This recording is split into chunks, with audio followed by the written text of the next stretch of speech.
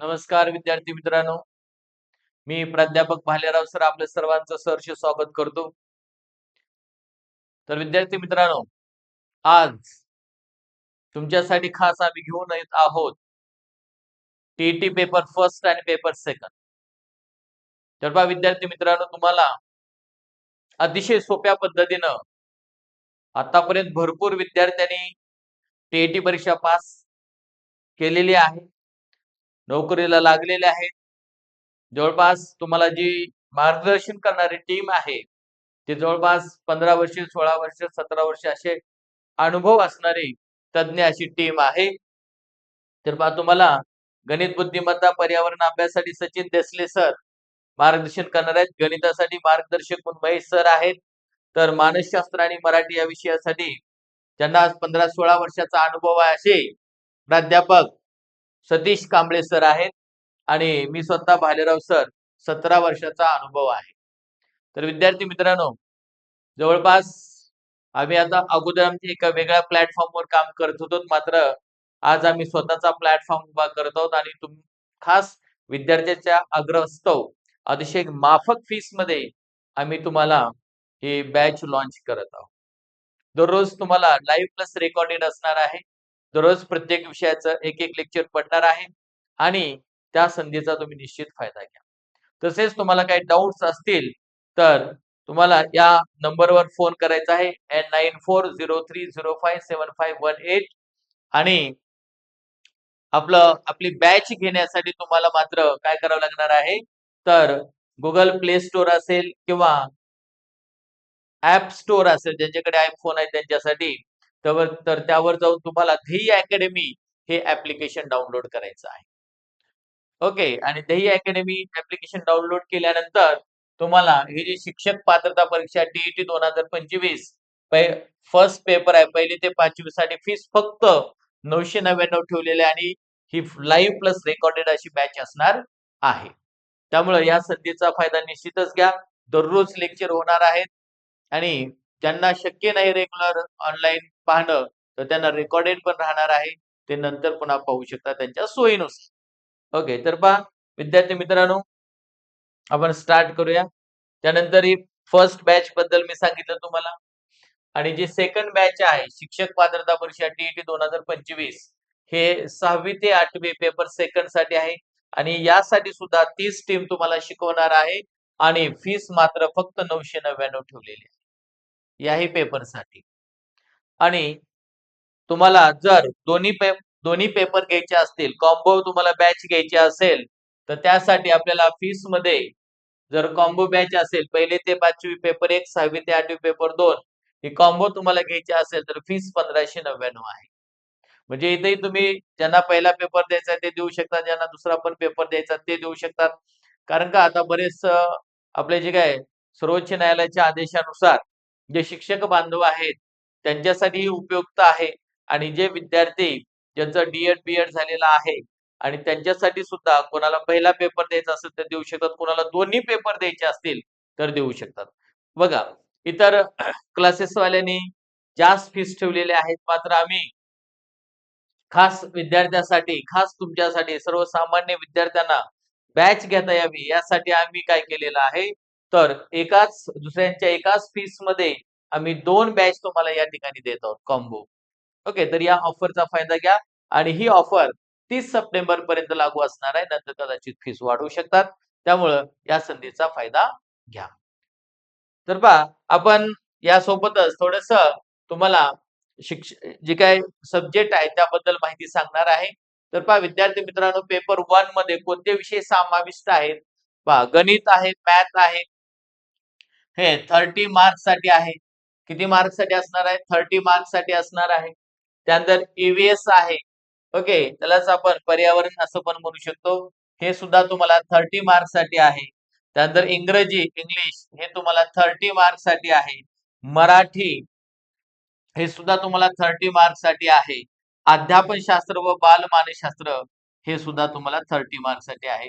असं टोटल 150 मार्काचा तुम्हाला हा पेपर असणार आहे. ओके, 150 मार्क्स तुम्हाला 150 मार्क्सचा पेपर असणार आहे.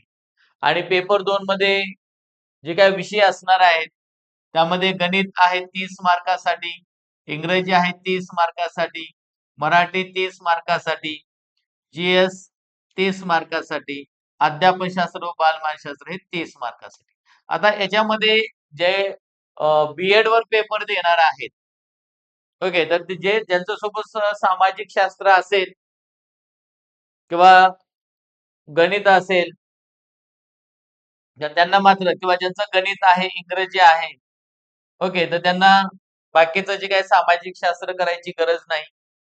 त्यानंतर ज्यांचं जे विषय आहेत, सोबत गणित आहे, विज्ञान आहे, की नाही, ज्यांची मेथड गणित विज्ञान आहे, तर त्यांना सामाजिक शास्त्र करण्याची गरज नाही. मात्र अध्यापनशास्त्र, बालमानसशास्त्र, इंग्रजी, गणित, मराठी हे सर्वांसाठी कंपल्सरी विषय आहेत.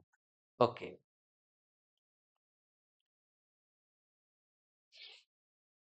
तर आपण प्रिव्हियस इयर क्वेश्चन्स पाहत आहोत. पहा, लास्ट 2024च्या टीईटी मध्ये जे काय झालेले क्वेश्चन्स आहेत, ओके, ते क्वेश्चन्स आपण घेतलेले आहेत. तर पहा, इंग्रजी या विषयाचं आपण अध्यापन पाहणार आहोत. अतिशय सोप्या पद्धतीनं बेसिक पासून आपण लेक्चर घेणार आहे. तुम्हाला ऍप्लिकेशनवर अतिशय बेसिक पासून लेक्चर पाहायला मिळणार आहेत. ओके, फक्त हे आपण पीवायक्यू घेत आहोत सध्या. हे जे क्वेश्चन्स आहेत हे पीवायक्यू असणार आहेत. 2024 चे झालेले जे टेट आहे तर त्याचे क्वेश्चन्स हे आहेत. तर पहा, फर्स्ट क्वेश्चन विचारलेला आहे, choose the correct positive degree of the given sentence. पहा विद्यार्थी मित्रांनो, दिलेल्या वाक्यातील पॉझिटिव्ह डिग्री शोधा असं म्हटलेलं आहे. आता डिग्रीचे प्रकार किती आहेत?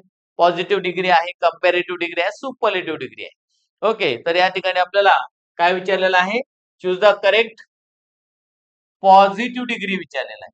आता दिलेलं वाक्य कोणतं आहे बघूया आपण. Ooty is cooler than Mahabaleshwar. पहा, Ooty is cooler than Mahabaleshwar.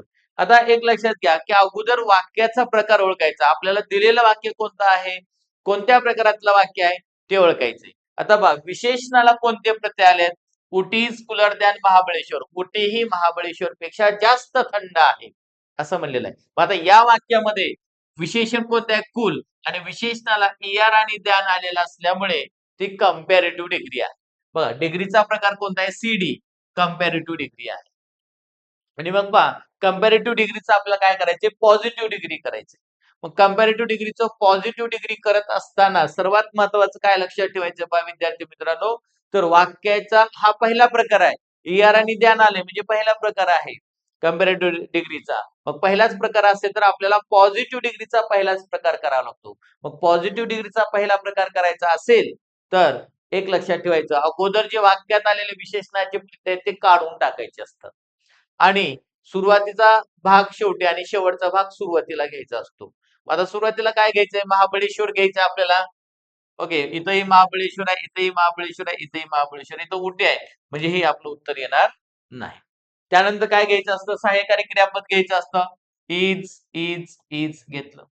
त्यानंतर वाक्य बघा, आता याचा नियम काय आहे? पहिल्या प्रकाराचा नियम काय? पॉझिटिव्ह डिग्रीचा पहिला प्रकार असू द्या किंवा कंपॅरेटिव्ह डिग्रीचा पहिला प्रकार असू द्या, त्याचा नियम आहे, जर दिलेलं वाक्य होकारार्थी असेल, ओके, तर आपल्याला ते नकारार्थी करायचं असतं. म्हणजे पहिल्या प्रकारामध्ये वाक्यात नॉट आला असेल तर काढायचं, नसेल तर घ्यायचं असतं. आता ओटी इज कूलर दॅन महाबळेश्वर या वाक्यामध्ये नॉट आलेला आहे का? नाही. जर नॉट आला असेल तर काढायचं, नसेल तर घ्यायचं असतं. मग इथं नॉट असलेला ऑप्शन कोणता आहे? इथं आहे का? इथं आहे का? इथं आहे. म्हणजे उत्तर आपलं 3 नंबर आलं, 1 नंबर, 2 नंबर येणार नाही. बघा, आता पुढला पण उत्तर न काढता सुद्धा एवढ्याहून आपल्या लक्षात आलं म्हणजे किती वेळेमध्ये आपण उत्तर शोधू शकतो. तर तुम्हाला मी कमीत कमी वेळेमध्ये जास्तीत जास्त कसे क्वेश्चन सोडवायचे याच्या ट्रिक्स मी तुम्हाला 100% देणार आहे. 17 वर्षाचा अनुभवाचा तुम्हाला निश्चितच फायदा होणार आहे. आतापर्यंत आम्ही दुसऱ्या प्लॅटफॉर्मवर घेत होतो. आता हा स्वतःचा प्लॅटफॉर्म चालू केलेला आहे. तर तुमच्या सपोर्टची गरज आहे आणि आमच्या ज्ञानाचा आम्ही आम्ही जी काय कस पाडणार आहोत आणि तुमच्या निश्चितच या परीक्षेत तुम्हाला यश मिळवून देणार आहोत, हे 100% खरं आहे. तर पहा विद्यार्थी मित्रांनो, मग आपण ठीक आहे इज घेतलं, वाक्यात नॉट नाही म्हणजे नॉट घ्यायचं आहे. त्यानंतर वाक्यातील विशेषणाचे प्रत्यय काढले. आता आपल्याला पॉझिटिव्ह डिग्री करताना कोणते विशेषणाचे प्रत्यय विशेषण लावायचे असतात? ॲज किंवा सो ॲज. बघा, पॉझिटिव्ह डिग्रीमध्ये विशेषणाला ॲज किंवा सो ॲज येतं. मग कारण कुलचं ईआर आणि द्यान निघून गेलं, कूल राहिलं. एकतर ॲज कूल किंवा सो कूल ॲज. मग सो सो ॲज कधी घ्यायचं आणि ॲज कधी घ्यायचं. जर वाक्यामध्ये नॉट आला असेल तर त्या विशेषणाला सो ॲज घ्यायचं असतं. नॉट नसेल तर ॲज घ्यायचं. लक्षात ठेवा. आणि सुरुवातीचा करता शेवटी उटी. ओके. म्हणजे वाक्य कसं झालं? Mahabaleshwar is not so cool as कुटी. महाबळेश्वर हे उटीपेक्षा जास्त सुंदर नाही. ओके. अशा पद्धतीने. म्हणजेच पहा उटी हे काय महाबळेश्वरपेक्षा जास्त थंड ठिकाण आहे आणि इथं Mahabaleshwar is not so cool as Ooty. Mahabaleshwar हे उटीपेक्षा जास्त थंड नाही. ओके. अशा पद्धतीने. त्यानंतर नेक्स्ट पाहूया. परीक्षेत आलेल्या पी-वाय-क्यू 2024च्या एक्झाम मध्ये आलेलं वाक्य आहे. ठीक आहे. नेक्स्ट पाहूया. तर पहा state what part of speech the underline word is. पहा अंडरलाईन वर्ड केलेला शब्द कोणता आहे? पार्ट्स ऑफ स्पीच वर क्वेश्चन विचारलेला आहे पहा विद्यार्थी मित्रांनो. म्हणजे डिग्री तुम्हाला हमखास 100% आहे परीक्षेमध्ये. आता आपल्याला state the what part of speech the underline word is. म्हणजे पार्ट्स ऑफ स्पीच वर पण क्वेश्चन तुम्हाला एक्झाम मध्ये येणार आहे. म्हणजे पार्ट्स ऑफ स्पीच पाहणं हे तितकंच गरजेचं आहे. आता पहा one must not boast of one's own success. बघा हे एक प्रकारे फ्रेज दिलेल्या इडियम्स आहे आणि तो वन ला अंडरलाईन केलेले आहे. काय म्हणलेलं आहे पाहता बघा one must not boast of one's own success. बघा म्हणजे स्वतःनं स्वतःच्या यशाची बडाई मारली नाही पाहिजे. ठीक आहे ना आपल्याला यश आलं पण आपण सगळ्याला सांगत बसायचं नाही. ठीक आहे. मग यामध्ये वन काय काम करतं? आता वन म्हणजे प्रत्येकानं म्हणजे नेमकं कोण? वन एक जण किंवा प्रत्येक जण. वनचा अर्थ काय होतो? एक पण होतो आणि प्रत्येक जण असा पण होतो. मात्र वन प्रत्येक जण म्हणजे नेमकं कोण? किंवा वन म्हणजे नेमकं एक जण कोण? फिक्स इथं सांगितलं का? फिक्स वन म्हणजे कोण हे फिक्स सांगितलेलं नाही. म्हणजे ते अनिश्चित आहे. म्हणून वन हे जे आहे हे इनडेफिनाइट प्रोनाउन मध्ये येतं. कशामध्ये येतं? इनडेफिनाइट प्रोनाउन मध्ये येतं. हे अनिश्चित सर्वनाम आहे. काय आहे? अनिश्चित सर्वनाम आहे. ओके विद्यार्थी मित्रांनो. त्यानंतर आता हे डेमॉन्स्ट्रेटिव्ह प्रोनाउन कशाला म्हणायचं? डिस्ट्रिब्युटिव्ह प्रोनाउन कशाला म्हणायचं? रिलेटिव्ह प्रोनाउन कशाला म्हणायचं? तर हे आपण पार्ट्स ऑफ स्पीच पाहताना डिटेल पाहणार आहे. आता पहा इंडिफिनाइट प्रोनाउन म्हणजेच काय? अनिश्चित सर्वनाम. इंडिफिनाइट प्रोनाउन कोणते आहेत? जसं वन आहे, नन आहे, सम आहे, anybody, nobody, somebody, everybody, nothing, everything. हे सर्व काय आहेत? इंडेफिनाइट प्रोनाउन आहेत. ते डिटेल आपण नंतर पाहणार आहे. ओके. त्यानंतर नेक्स्ट क्वेश्चन पहा. आता पहा identify the tense of the given sentence. आता दिलेल्या वाक्याचं काळ ओळखायला विचारलेलं आहे. म्हणजे टेन्स सुद्धा आपल्याला डिटेल पाहायचं आहे. ओके. टेन्सवर क्वेश्चन 100% येतात. ओके.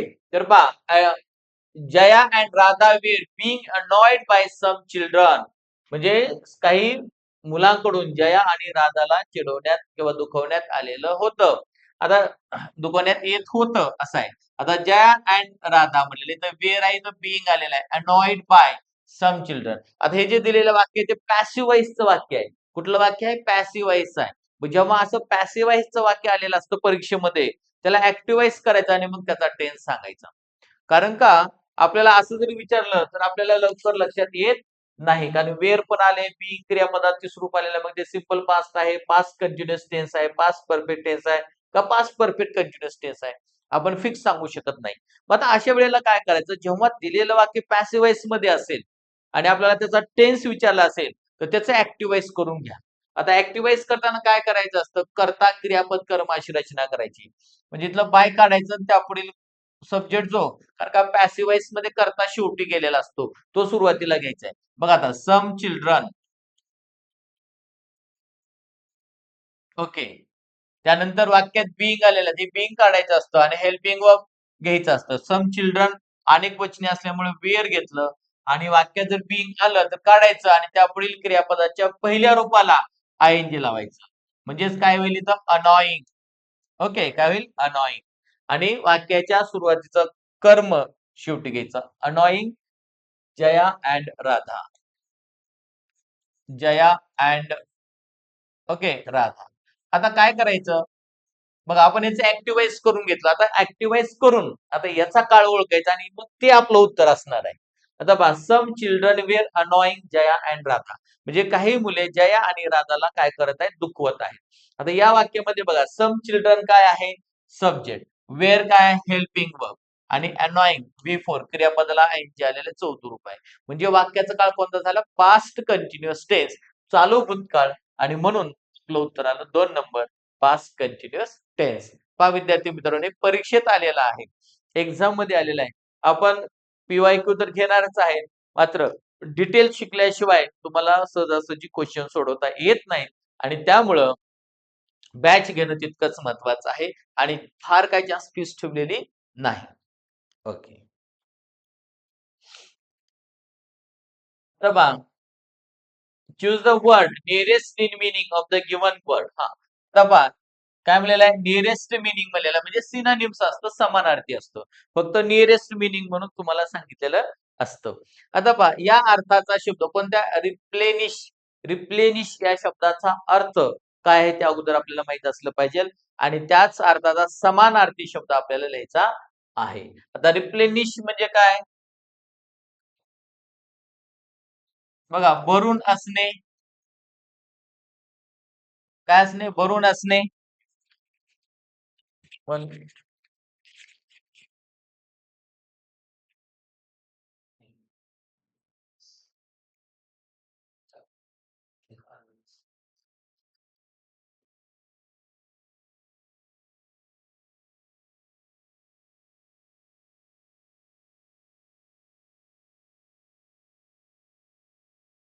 ओके, मग आता रिप्लेनिश म्हणजे काय? भरून असणे.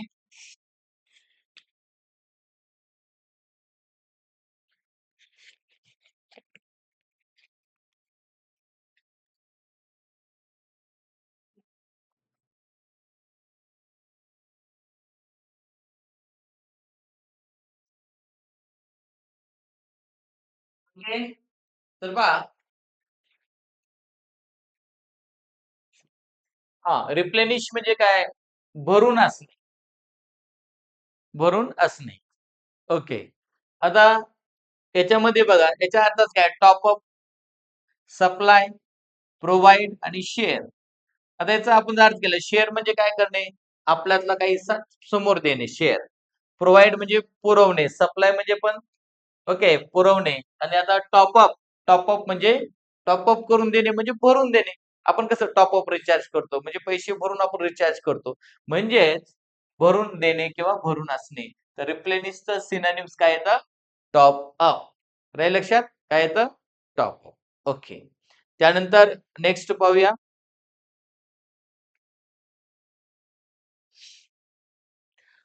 Choose the word opposite it meaning to the given word. हा, आता याचं आपल्याला काय करायचंय? अपोजिट वर्ड घ्यायचं आपल्याला. अपोजिट वर्ड म्हणजे जसं आपल्याला सिनोनिम्स विचारलं जातं, तसं अपोजिट सुद्धा विचारलं जातं. विरुद्धार्थाचे शब्द सुद्धा विचारले जातात. आता बघा, आपल्याला ग्रीम या शब्दाचा विरुद्धार्थी शब्द घ्यायचा आहे. आता ग्रीमचा अर्थ काय हे अगोदर आपल्याला माहित असणं गरजेचं आहे. बघा, ग्रीमचा अर्थ काय? ग्रीम म्हणजे काय? दुःखी. ग्रीम म्हणजे काय? दुःखी. ग्रीमचा अर्थ होतो दुःखी. मग आता दुःखी म्हणल्यानंतर सिरियस, पेनफुल, अनॉइंग हे काय आहेत? सिनोनिम्स आहेत. ओके, या सर्वांचा अर्थ काय होतो? दुःखी असा होतो. ओके, आणि डिलाइटफुल म्हणजे आनंदी. डिलाइटफुल म्हणजे काय? आनंदी. आता याचा मात्र बघा, हे ग्रीम म्हणजे दुःखी आणि डिलाइट म्हणजे आनंदी. तर विरुद्धार्थी शब्द कोणता आला? डिलाइटफुल आला. बघा, विरुद्धार्थी शब्द कोणता आला? डिलाइटफुल आलेला आहे. तर अशा पद्धतीनं अपोजिट वर्ड्सवर क्वेश्चन हमखास विचारले जातात. सिनोनिम समानार्थीवर क्वेश्चन हमखास विचारले जातात. ओके, त्यानंतर नेक्स्ट पाहूया. आता पहा, choose the most effective word to fill in the blank. आता रिकामी जागा, योग्य अशी रिकामी जागा आपल्याला भरायची आहे. ओके, आता यामध्ये पहा, we dash not hurry, we have got plenty of time. आता या वाक्यामध्ये आपल्याला काय करायचंय? नीड, कॅन, हॅव टू आणि कुड हे हेल्पिंग वर्ब्स आहेत, आणि हेल्पिंग वर्ब्सचा आपल्याला वापर करायचा आहे. आता यामध्ये बघा, we dash not hurry, we have got plenty of time. म्हणजे आम्हाला काही करण्याची गरज नाही, आम्हाला भरपूर वेळ आहे, आमच्याकडे पुष्कळ वेळ आहे, असा त्याचा अर्थ आहे. मग आता बघा कशा पद्धतीने सोडवायचं हे वाक्याचा अर्थ काढा. We need not hurry. We need not hurry. आता एक लक्षात घ्या, तिथं नीडच काय येतं, कॅनॉट काय येत नाही. कारण कॅन म्हणले की पुढे काय पाहिजे, V1 पाहिजे. कॅनच्या पुढे V1 पाहिजे, हॅव टूच्या पुढे V1 पाहिजे, कुडच्या पुढे V1 पाहिजे. म्हणजे मॉड्यूल ऑक्झिलरीच्या नंतर V1 घेतलं जातं. Have to, has to, had to, to आलं पुढे म्हणलं की V1 घेतलं जातं. मात्र इथं हरी, ओके, हरी काय आहे, ऍडजेक्टिव्ह आहे. ओके, ऍडजेक्टिव्ह आहे किंवा आपण त्याला ऍडवर्ब पण म्हणू शकतो, आहे की नाही, घाई करणे आहे. तर या ठिकाणी मात्र ठीक आहे, आपण एक 1 minute.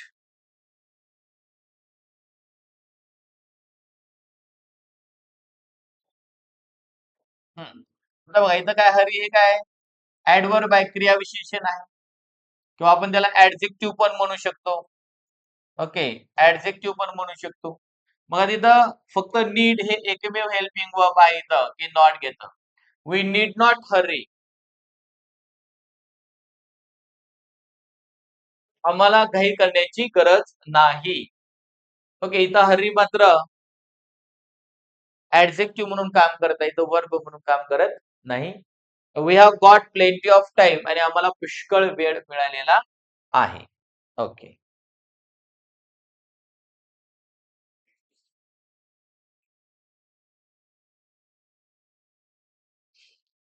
Choose the most appropriate word to fill in the blank. He sold his property. He dash dash. He was under a lot of debt. आता याचं काय करायला सांगितलं आपल्याला? Choose the most appropriate word to fill in the blank. खालीलपैकी योग्य असा option निवडा. सो, देअरफॉर, ऍज आणि so that. He sold his property. त्याने त्याची प्रॉपर्टी विकली. ही सोल्ड हिज प्रॉपर्टी. त्याने त्याची property weekly. He was under a lot of debt. तो खूप कर्जाखाली बुडालेला होता. Okay, he was under a lot of debt. म्हणजे त्याच्यावर खूप कर्ज होतं असं आपण म्हणू शकतो. म्हणजे प्रॉपर्टी विकण्याचं कारण काय, तर खूप कर्ज होतं. कारण म्हणलं की ऍज, तिथं सो, देअरफॉर किंवा सो दॅट पेक्षा कोणतं बरोबर येईल, ऍज हे बरोबर येईल. ओके, किंवा he sold his property as he was under a lot of डेप्ट. त्यामुळं ऍज, कारण का या ठिकाणी कारण विचारलेलं आहे.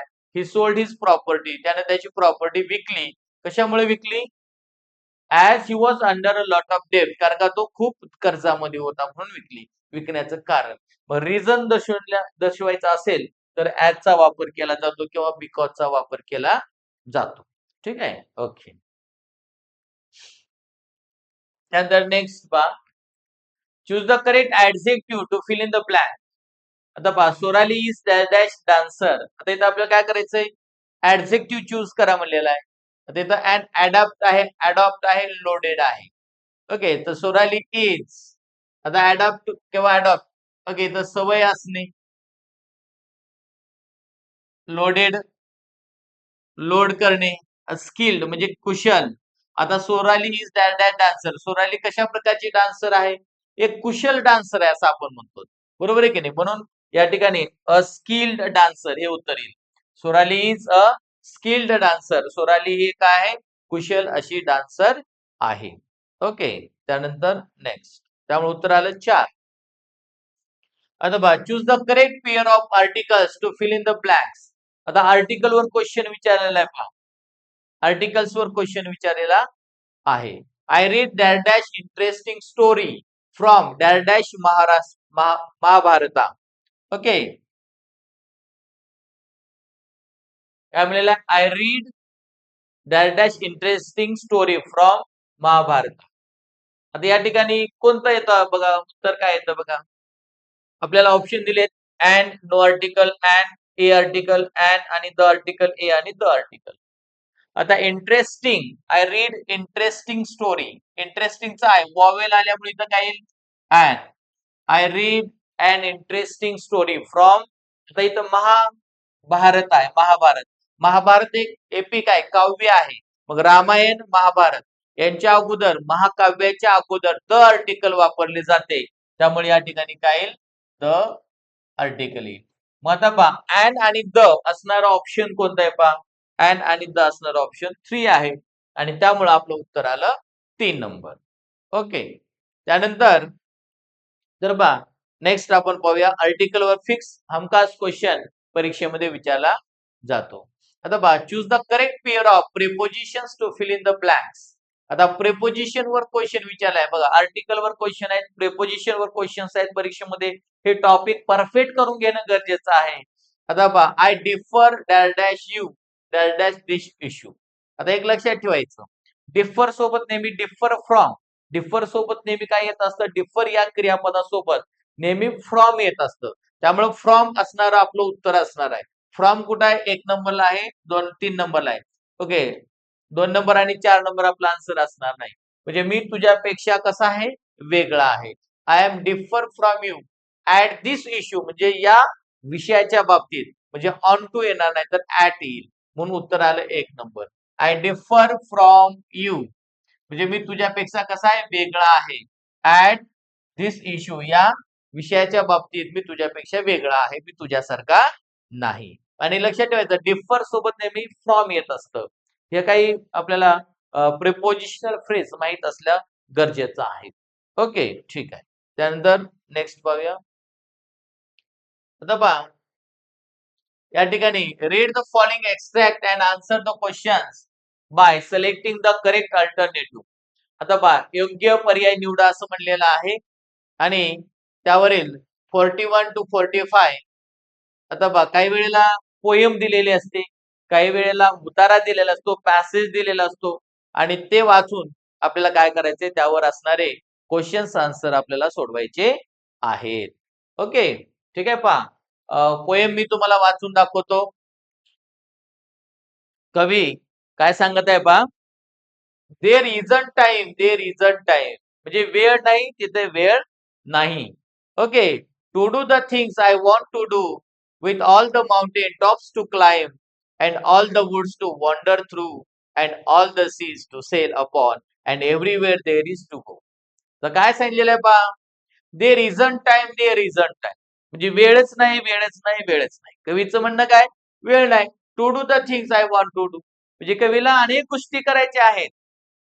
आय वॉन्ट टू डू अनेक अनेक गोष्टी मला करायच्या आहेत. I want to do the things I want to do with all the mountain tops climb. मला काय करायचंय? ऑल द माउंटेन जी काय सर्व पर्वत आहेत त्याच्या टॉप्सवर वर जायचंय मला. टू क्लाइम मला पर्वत चढायचे आहेत, मला वर जायचं आहे. Okay, and all the woods to wander through आणखीन काय करायचे? जी काय सर्व वुड्स आहेत, जंगल आहेत, माउंटेन आहे, जंगल आहेत, यामध्ये मला भटकायचंय. बघा पर्वतावर मला चढायचंय, जंगलामध्ये मला भटकायचंय, त्या जंगलामधून मला भटकायचंय. ओके, परंतु माझ्याकडे काय नाही? There isn't time, there isn't time मात्र माझ्याकडे वेळ नाही. And all the seas to sail upon आणि जेवढे काही समुद्र आहेत त्यावर मला प्रवास करायचा आहे, सेलिंग करायचंय बोटीनं, मला फिरायचंय सर्व समुद्रामध्ये. And everywhere there is to go आणि मला सर्वत्र जायचंय आणि मला सर्वत्र जायचंय. एव्हरीवेअर मला फिरायचंय, एव्हरीवेअर मला फिरायचंय. ओके, असं कवी सांगत आहे. And all the people everyone who live upon the earth to know आणि मला काय माहित करून घ्यायचं आहे? मला सर्वत्र फिरायचंय आणि सर्वत्र फिरून काय करायचंय? ऑल द पीपल म्हणजे सर्व लोकांना मला भेटायचंय. एव्हरीवन प्रत्येकाला भेटायचंय. There's only time, there's only time मात्र काय झालेलं आहे? देअर्स ओनली टाइम मात्र वेळ खूप कमी आहे, माझ्याकडे तेवढा वेळ नाही. मात्र मला पर्वतावर चढायचंय, मला जंगलामधून भटकायचंय, मला समुद्रामार्गे प्रवास करायचा आहे, मला सर्व लोकांना भेटायचंय एव्हरीवेअर. परंतु काय झालेलं आहे की माझ्याकडे वेळ नाही. To know a few and do a few मग आता मला काय करायचंय? काही छोट्या छोट्या गोष्टी करायच्यात मला आणि काही छोट्या गोष्टी माहीत करून घ्यायच्या आहेत. माझ्याकडे जो काही थोडा वेळ आहे त्यामध्ये मला थोड्याच गोष्टी करायच्या आहेत. फ्यू म्हणले आणि थोड्याच गोष्टी मला माहीत करून घ्यायच्या आहेत. And then sit down and make a rhyme आणि मग मला काय करायचंय? सर्व फिरून आल्यानंतर मला आता बसायचंय आणि राईम म्हणजेच मला कविता लिहायची आहे. About the rest I want to do. आणि आता मला मात्र विश्रांती करायची आहे आणि मला आता कविता लिहायची आहे. बघा असं कवीनं आपली इच्छा या कवितेतून व्यक्त केलेली आहे. मग या कवितेवर आधारित क्वेश्चन्स विचारलेले आहेत. The poet says that there is no time because कवी असं का म्हणत आहे की त्याच्याकडे वेळ नाही. There is no time. He is a businessman. Life is short. He is very old. He is a poet. त्याच्यातून काय दर्शवलं जातं. एक सांगण्याचं तात्पर्य काय या कवितेमधून बघा. ही इज अ बिझनेसमॅन. बिझनेसमॅनचा कुठं काय उल्लेख झाला का. उल्लेख झालेला नाही. Life is short. जीवन कसं आहे छोटस आहे. ही इज व्हेरी ओल्ड. तो कोण आहे खूप वृद्ध आहे. का ही इज अ पोएट. का तो एक कवी आहे. म्हणजे काय नेमकं तर तो कोण आहे. ही इज अ पोएट. तो कवी आहे.